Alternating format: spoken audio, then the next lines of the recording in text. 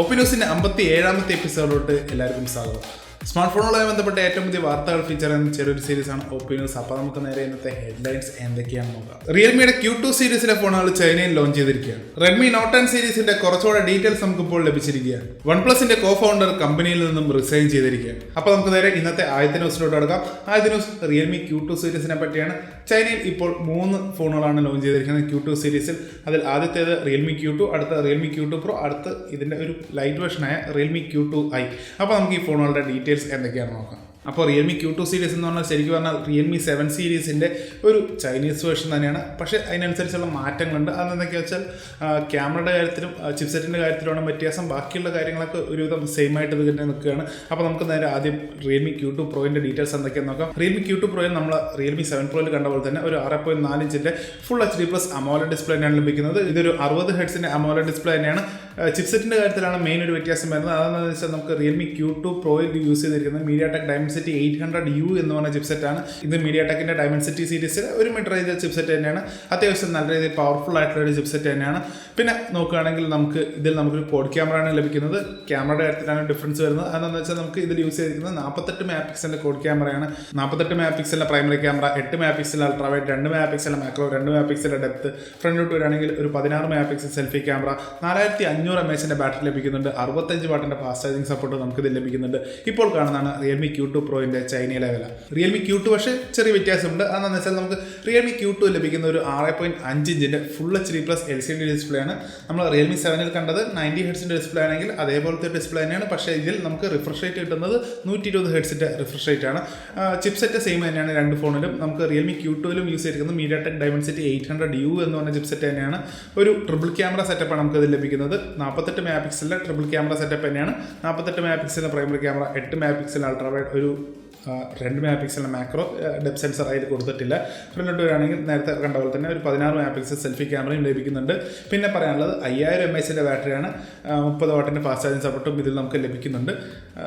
Realme 7 ഒരുവിധമൊക്കെ നമുക്ക് match ചെയ്ത് പറയാമെന്ന് മാത്രം. പക്ഷേ Realme 7 ആണോ എന്ന് ചോദിച്ചാൽ Realme 7 തന്നെ അല്ല. അപ്പോൾ ഈ ഫോണിൻ്റെ ചൈനയിലെ വില ഇപ്പോൾ കാണുന്നതാണ്. അടുത്ത ഫോണായ Realme Q2i നോക്കുകയാണെങ്കിൽ Q2iയിൽ നമുക്ക് ലഭിക്കുന്ന ഒരു 6.5 ഇഞ്ചിൻ്റെ HD+ LCD ഡിസ്പ്ലേ ആണ്. ഇതിൽ ഹൈ റിഫ്രഷ് റേറ്റ് ഒന്നും ഇല്ല. ഈ ഫോണിൽ യൂസ് ചെയ്തിരിക്കുന്ന പ്രോസസർ എന്ന് പറഞ്ഞാൽ MediaTekന്റെ 720 എന്ന് പറഞ്ഞാൽ അതായത് MediaTek Dimensity 720 എന്ന് പറഞ്ഞാൽ 5G ചിപ്സെറ്റ് തന്നെയാണ്. ക്യാമറയുടെ കാര്യം നോക്കുകയാണെങ്കിൽ ഒരു 13 മെഗാ പിക്സലിൻ്റെ ട്രിപ്പിൾ ക്യാമറ സെറ്റപ്പാണ് ലഭിക്കുന്നത്. 8 മെഗാ പിക്സലിൻ്റെ ഫ്രണ്ട് ക്യാമറയും ലഭിക്കുന്നുണ്ട്. 5000 mAhന്റെ ബാറ്ററി ലഭിക്കുന്നുണ്ട്. 18 വാട്ടിൻ്റെ ഫാസ്റ്റ് ചാർജിങ് സപ്പോർട്ടും ലഭിക്കുന്നുണ്ട്. ഇതിൻ്റെ വില ഇപ്പോൾ കാണുന്നതാണ്. അപ്പോൾ ഈ ഫോണുകളൊക്കെ നോക്കുകയാണെങ്കിൽ ഇതൊക്കെ ചൈനീസ് മാർക്കറ്റിന് വേണ്ടി മാത്രമായിട്ട് ഇറക്കുന്ന ഫോണുകളായിട്ടാണ് തോന്നുന്നത്. Realme ഇതിനു മുമ്പ് ഇറക്കിയ Realme X7 Realme X7 Proയും ഇതുവരെ വെളിയിൽ വന്നിട്ടില്ല. അപ്പോൾ നമുക്ക് ഇതെപ്പോൾ പ്രതീക്ഷിക്കാൻ പറ്റും, അതോ ഇതിന് വരുമോ ഇല്ലയോ എന്നും കൂടെ നമുക്കിപ്പോൾ ഒന്നും പറയാനില്ല. അതുകൊണ്ട് ഈ ഫോണിനെ പറ്റി അധികം പ്രതീക്ഷകളൊന്നും വേണ്ട എന്ന് ഞാൻ പറയുന്നുള്ളൂ. ഇതെല്ലാം പിന്നെ നേരത്തെ പറഞ്ഞ 5G ചിപ്സെറ്റാണ്. അതുകൊണ്ടാണ് നമുക്ക് ഈ ഒരു സെഗ്മെൻറ്റിൽ ഇത്രയും ഒരു 10,000 രൂപയുടെ ആ ഒരു റേഞ്ചിൽ തന്നെ നമുക്ക് 5G ചിപ്സെറ്റൊക്കെ ലഭിക്കുന്നത്. ഇന്ത്യയിലോട്ട് 5G ഫോണുകൾ വരാൻ ഇനിയും ടൈം എടുക്കും. അപ്പോൾ നമുക്ക് ഈ ഫോണിന് വേണ്ടി അങ്ങനെ വെയിറ്റ് ചെയ്യേണ്ട എന്നേ പറയും. ഇതിൻ്റെയൊക്കെ അടുത്ത ജനറേഷൻ വരുമ്പോൾ അല്ലെങ്കിൽ Realme Q3 ഒക്കെ വരുമ്പോൾ നമുക്ക് ഇന്ത്യയിലോട്ട് പ്രതീക്ഷിച്ചാൽ മതി ശരിക്കും പറഞ്ഞാൽ. അപ്പോൾ അടുത്ത ന്യൂസിലോട്ട് പോകുന്നതിന് നമ്മുടെ ഇന്നത്തെ ക്യൂസാണ്. ഇതൊരു സിമ്പിൾ ക്യൂസാണ്. എന്തായാലും ഒരു ഫെസ്റ്റീവ് സീസണൊക്കെ അല്ലേ. അപ്പോൾ ആമസോണിൽ ഈ വരുന്ന 17-ാം തീയതി തുടങ്ങുന്ന സെയിലിൻ്റെ പേര് എന്താണ് എന്നാണ് നമ്മുടെ ഇന്നത്തെ ക്യൂസ്. വളരെ സിമ്പിളാണ്. അപ്പോൾ 3 ഓപ്ഷനാണുള്ളത്: great Indian sale, great Indian festival, great Indian days. ഏതാണ് എന്ന കാര്യം ഇപ്പം തന്നെ കമൻറ്റിൽ അറിയിക്കുക. Redmi Note 10 സീരീസിലെ ഫോണുകളുടെ കുറച്ചുകൂടി ഡീറ്റെയിൽസ് ഇപ്പോൾ പുറത്തിറങ്ങിയിരിക്കുകയാണ്. Redmi Note 10 സീരീസിലെ എന്ന് പറഞ്ഞാൽ ഏറ്റവും ഹയസ്റ്റ് എൻഡ് ഫോണിൻ്റെ മാത്രമാണ് ഇപ്പോൾ നമുക്ക് അറിയാൻ സാധിക്കുന്നത്. അതായത് നമുക്ക് ഇന്ത്യയിലോട്ട് വരുമ്പോൾ Redmi Note 10 Pro Max ആയിരിക്കും. ഇത് ചൈനയിൽ Redmi Note 10 Pro എന്ന് തന്നെ ഉണ്ടാവുള്ളൂ.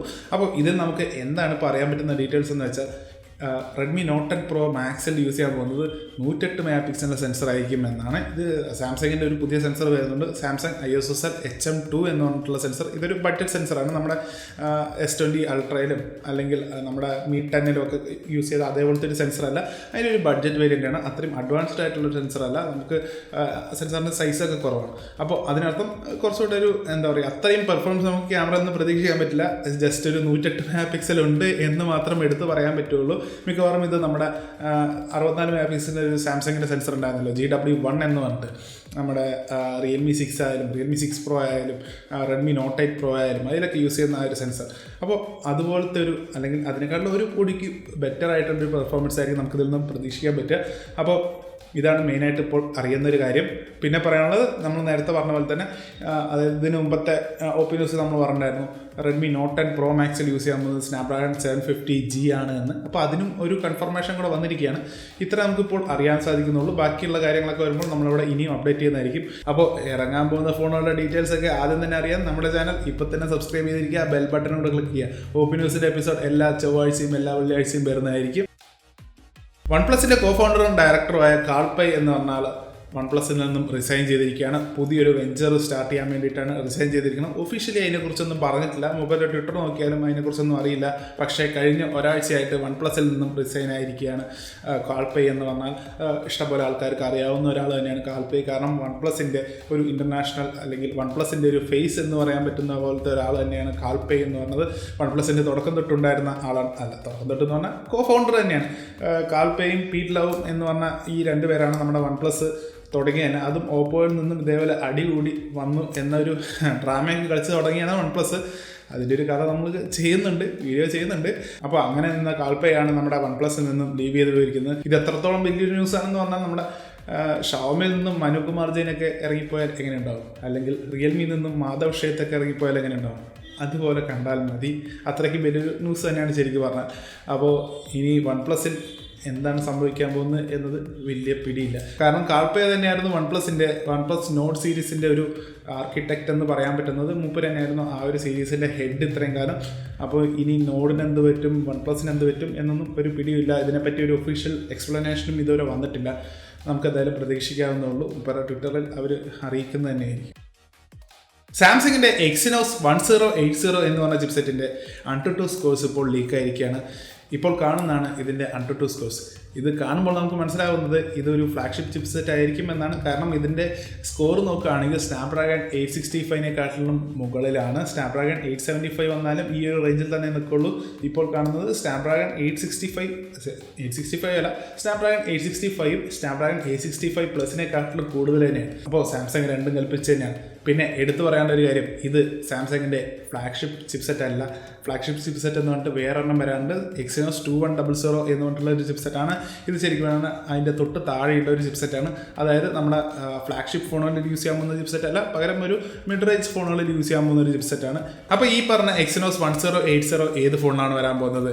അത് സാംസങ് ഗാലക്സി A72 ആണ്. പിന്നെ ഒരു വിവോയുടെ ഫോണുണ്ട്, മിക്കവാറും അത് വിവോ X60 എന്ന് പറഞ്ഞ ഫോണായിരിക്കും. നമുക്ക് വെയിറ്റ് ചെയ്യാം എന്തായാലും ഈ ഒരു ചിപ്സെറ്റ് വരുന്ന ഫോണുകൾക്ക് വേണ്ടി. അപ്പോൾ നോക്കാം.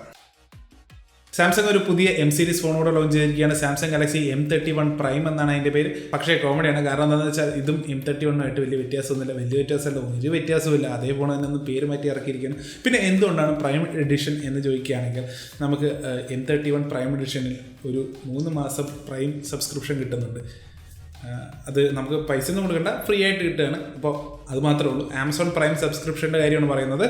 അപ്പോൾ അതുമാത്രമേ ഉള്ളൂ വ്യത്യാസം, വേറെ വ്യത്യാസമൊന്നുമില്ല M31 കമ്പയർ ചെയ്യുകയാണെങ്കിൽ. ഇത് എന്തിനാണ് ഇങ്ങനെ ഇറക്കിയതെന്ന് ചോദിച്ചാൽ സാംസങ്ങിന് പോലും ഉത്തരവുണ്ടാവില്ല. ആ ജസ്റ്റ് M31 കൂടെ അതങ്ങോട്ട് കൊടുത്താൽ പോരെ. എന്താണ് എന്തോ.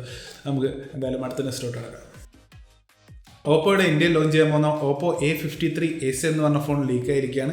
അപ്പോൾ ലീക്ക് കാണുമ്പോൾ നമുക്ക് മനസ്സിലാക്കാൻ സാധിക്കുന്നത് ഇത് ചൈനയിൽ ഇറങ്ങിയ Oppo A32 എന്ന് പറഞ്ഞ ഫോണിൻ്റെ ഒരു റീബ്രാൻഡഡ് വേരിയൻ്റാണ്. ജസ്റ്റ് പേര് മാത്രമേ വ്യത്യാസമുള്ളൂ. അപ്പോൾ നമുക്ക് ഇതിൻ്റെ ഫീച്ചേഴ്സ് എന്തൊക്കെയാണെന്ന് നോക്കാം. ഈ ഫോണിൽ നമുക്ക് ലഭിക്കുന്ന ഒരു 6.5 ഇഞ്ചിൻ്റെ HD+ LCD ഡിസ്പ്ലേ ആണ്. ഇതൊരു 90 ഹെർട്സിൻ്റെ LCD ഡിസ്പ്ലേ ആണ്. ഇതിൽ യൂസ് ചെയ്യുന്ന പ്രൊസർ എന്നുള്ള സ്നാപ്ഡ്രാഗൺ 460 എന്ന് പറഞ്ഞ പ്രൊസറാണ്. ഒരു ട്രിപ്പിൾ ക്യാമറ സെറ്റപ്പാണ് ലഭിക്കുന്നത്. 13 മെഗാപിക്സലിൻ്റെ പ്രൈമറി ക്യാമറ, 2 മെഗാപിക്സലിൻ്റെ മാക്രോ, 2 മെഗാപിക്സലിൻ്റെ ഡെപ്ത്, 8 മെഗാപിക്സലിൻ്റെ സെൽഫി ക്യാമറ ഇതിൽ നമുക്ക് ലഭിക്കുന്നുണ്ട്. 5000 mAh ബാറ്ററി ഉണ്ട്. 18 വാട്ടിൻ്റെ ഫാസ്റ്റ് ചാർജിങ് സപ്പോർട്ടും ഇതിൽ നമുക്ക് ലഭിക്കുന്നുണ്ട്. ഇതിൻ്റെ വില എങ്ങനെയാണെന്ന് ഇപ്പോൾ ഒരു പിടിയില്ല. നമുക്ക് എന്തായാലും ഒരു 10,000-13,000 അല്ലെങ്കിൽ 14,000 ആ ഒരു റേഞ്ചിൽ തന്നെ ആയിരിക്കും ഇതിൻ്റെ വില വരാൻ പോകുന്നത്. മോട്ടോയുടെ ഈ സീരീസിൽ ഒരു ഫോണോട് വരുന്നു. Moto E7 എന്നാണ് അതിൻ്റെ പേര്. അത് ഈ മാസം തന്നെ ലോഞ്ച് ചെയ്യാൻ പോവുകയാണ്. ഇന്ത്യയിൽ ലോഞ്ച് ഉണ്ടോ എന്ന കാര്യത്തിൽ ഉറപ്പില്ല. മിക്കവാറും ഇത് ബ്രസീലിൽ അല്ലെങ്കിൽ US ആയിരിക്കും ആദ്യം ലോഞ്ച് ചെയ്യുന്നത്. അത് കഴിഞ്ഞിട്ട് ഇന്ത്യയിലോട്ട് വരുന്നതായിരിക്കും. Moto E7 Plus ഓൾറെഡി ഇന്ത്യയിൽ ലോഞ്ച് ചെയ്തിട്ടുണ്ടായിരുന്നു കഴിഞ്ഞ മാസം. അപ്പോൾ അതിൻ്റെ വീഡിയോ ഇതുവരെ കണ്ടിട്ടില്ലെങ്കിൽ ഇപ്പോൾ തന്നെ ആ വീഡിയോ കാണും. അപ്പോൾ വൈകാതെ തന്നെ ഈ ഫോൺ ലോഞ്ച് ചെയ്യുന്നതായിരിക്കും. ഇതിൻ്റെ വില നോക്കുകയാണെങ്കിൽ നമുക്കൊരു 7,000 to 8,000 ആ ഒരു റേഞ്ചിൽ തന്നെ ആയിരിക്കും ഇതിൻ്റെ വില വരാൻ പോകുന്നത്. OnePlus 80യുടെ ലൈവ് ഇമേജസ് ലീക്ക് ചെയ്തിരിക്കുകയാണ്. ഇതിപ്പോൾ പ്രത്യേകിച്ച് എടുത്തു പറയാനൊന്നുമില്ല. നമ്മൾ ഓൾറെഡി കുറേ കണ്ടതാണ് OnePlus 80യുടെ കാര്യം. നമ്മൾ OnePlus 80യുടെ 2-3 വീഡിയോ ചെയ്തിട്ടുണ്ടായിരുന്നു. കഴിഞ്ഞ OPNewsൻ്റെ എപ്പിസോഡിലൊക്കെ ഇത് നല്ല രീതിയിൽ ഫീച്ചർ ചെയ്തിട്ടുണ്ടായിരുന്നു. അപ്പോൾ അതിലൊക്കെ കണ്ട പോലത്തെ ഒരു എന്താ പറയുക ഫിനിഷ്, അല്ലെങ്കിൽ അതേ ഫിനിഷ് തന്നെയാണ് നമുക്കത് ലഭിക്കുന്നത്. അപ്പോൾ ഇതാണ് ഹാൻഡ്സ് ഓൺ ഇമേജസ്. അപ്പോൾ ഇത് നമുക്ക് കാണാൻ സാധിക്കുന്ന പോലെ തന്നെ ഒരു റിയൽമി ഫോൺ പോലെ തന്നെ തോന്നിക്കുന്ന പോലത്തെ ഒരു ഡിസൈൻ തന്നെയാണ് ലഭിക്കുന്നത്. പ്രത്യേകിച്ച് എടുത്ത് പറയാനൊന്നുമില്ല. അതിൻ്റെ കൂടെ തന്നെ OnePlus 80യുടെ പെട്ടി നമുക്ക് കാണാൻ സാധിക്കുന്നുണ്ട്. ഇത് പക്ഷേ ഒരു കവറുണ്ട്. എന്നിരുന്നാൽ നമുക്ക് കാണാൻ സാധിക്കുന്നതാണ് ഈ കളർ എങ്ങനെയാണ് എന്നൊക്കെ. കൂൾപാഡ് ഇന്ത്യയിലോട്ട് ഒരു തിരിച്ചുവരവ് നടത്തുകയാണ്. കൂൾപാഡ് കൂൾ 6 എന്ന് പറഞ്ഞൊരു ഫോണുമായിട്ട്. ആർക്കൊക്കെ കൂൾപാഡ് എന്ന് പറഞ്ഞ ഫോണിനെ പറ്റി ഓർമ്മയുണ്ട് എന്ന് അറിയില്ല. എന്നിരുന്നാലും ഇന്ത്യയിൽ കുറച്ചു കാലം മുമ്പ് നല്ല രീതിയിൽ ആക്റ്റീവായിട്ടുണ്ടായിരുന്ന ഒരു ബ്രാൻഡായിരുന്നു കൂൾപാഡ്. പിന്നെ കുറേ ഇഷ്യൂസായിട്ട് അവർ ഇന്ത്യയിൽ നിന്ന് പോവുകയുണ്ടായി, അല്ലെങ്കിൽ ചൈനയിൽ അവർക്ക് ഇഷ്ടംപോലെ ഇഷ്യൂസൊക്കെ വന്നിട്ടുണ്ടായിരുന്നു. അപ്പോൾ കുറച്ച് കാലം അത് നിർത്തിവെച്ച പോലെയായിരുന്നു. ഇപ്പോൾ അവർ വീണ്ടും ഒരു തിരിച്ചുവരവ് നടത്തുകയാണ്. അപ്പോൾ നമുക്ക് കൂൾപാഡ് കൂൾ 6ൻ്റെ ഫീച്ചേഴ്സ് എന്തൊക്കെയാണെന്ന് നോക്കാം. ഈ ഫോണിൽ യൂസ് ചെയ്യാൻ പോകുന്നത് ഒരു 6.53 ഇഞ്ചിൻ്റെ ഫുൾ HD+ LCD ഡിസ്പ്ലേ ആണ്. ഇതൊരു പോപ്പപ്പ് ക്യാമറ ഉള്ളൊരു ഫോണാണ്. അതുകൊണ്ട് തന്നെ നമുക്കൊരു ഫുൾ സ്ക്രീൻ ഡിസ്പ്ലേ ആണ് ലഭിക്കുന്നത്. ഇതിൽ യൂസ് ചെയ്യുന്ന പ്രൊസർ എന്നാണ് മീഡിയയുടെ Helio P70 എന്ന് പറഞ്ഞ പ്രൊസറാണ്. പഴയൊരു പ്രൊസറാണ്. പിന്നെ ക്യാമറയുടെ കാര്യം നോക്കുകയാണെങ്കിൽ ഒരു 48 MP primary camera, 2 MP macro, 2 MP depth sensor. പിന്നെ ഫ്രണ്ടിലോട്ട് വരികയാണെങ്കിൽ ഒരു 21 MP സെൽഫി ക്യാമറ ഉണ്ട്. 4000 mAh ബാറ്ററി നമുക്കത് ലഭിക്കുന്നുണ്ട്. വിലയുടെ കാര്യം നോക്കാം. ഇപ്പോൾ സ്ക്രീനിൽ കാണുന്നതാണ് ഈ ഫോണിൻ്റെ ഇന്ത്യയിലെ ലീക്കായ വില. ഈ ലീക്കൊക്കെ പ്രൊവൈഡ് ചെയ്തത് സുധാൻഷു അംബോറെ എന്ന് പറഞ്ഞ ലീക്കറാണ്. അപ്പോൾ അത്രേ ഉള്ളൂ നമ്മുടെ ഇന്നത്തെ OPNewsൻ്റെ എപ്പിസോഡ്. ഈ വീഡിയോ എല്ലാവർക്കും ഇഷ്ടപ്പെട്ടു എന്ന് വിചാരിക്കുന്നു. അപ്പോൾ നമ്മുടെ ചാനൽ എന്തായാലും സബ്സ്ക്രൈബ് ചെയ്തിട്ടുണ്ടാകും എന്ന് പ്രതീക്ഷിക്കുന്നു. എന്നിരുന്നാലും ഒന്നുകൂടെ ഓർമ്മപ്പെടുത്തുകയാണ്. അപ്പോൾ എന്തായാലും അടുത്ത വീഡിയോയിൽ കാണുന്നവരെ ബൈ.